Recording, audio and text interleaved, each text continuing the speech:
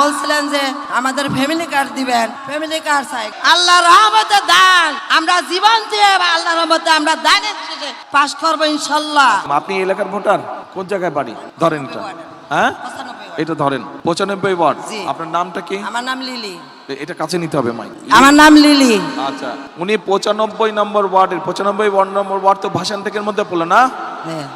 আচ্ছা, তো এখন বোন আমাকে একটু আপনি বলেন, আমরা জুয়েলের কথা শুনেছি একটু আগে, জুয়েল যে বলে গেল ওইখানেই থাকে, এই এলাকার মূল সমস্যাটা কি? জি, এখানে স্যার কি আমরা করতে হবে? বিএনপি ইনশাল্লাহ সরকার গঠন করলে, আমি ইনশাল্লাহ আপনাদের ভোটে জিতলে কি করতে হবে, মূল কাজটা কি করতে হবে? আসসালামু আলাইকুম। আমরা বস্তিবাসী, আমাদের কিছুই নেই। আমরা চাই যে আমাদের একটা পুনর্বাসন হোক।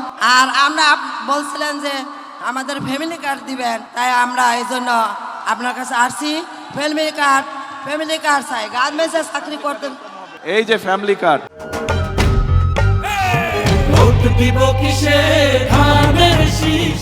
এটা প্রত্যেক ওনার মতন প্রত্যেক মা এরকম একটি ফ্যামিলি কার্ড পাবে ইনশাআল্লাহ বিএনপি সরকার গঠন করলে।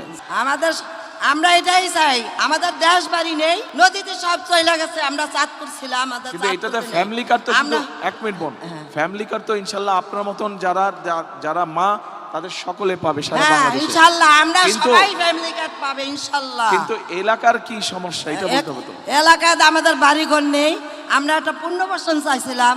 যদি আমাদের পুনর্বাসন দেন তাহলে আমরা সবাই আর কি আনন্দ পাবো, খুশি পাবো। আপনার যদি আমরা ভোট যদি জয়যুক্ত করতে পারি তাহলে আমাদেরকে পুনর্বাসন দিবেন। তাহলে জয়যুক্ত করেন।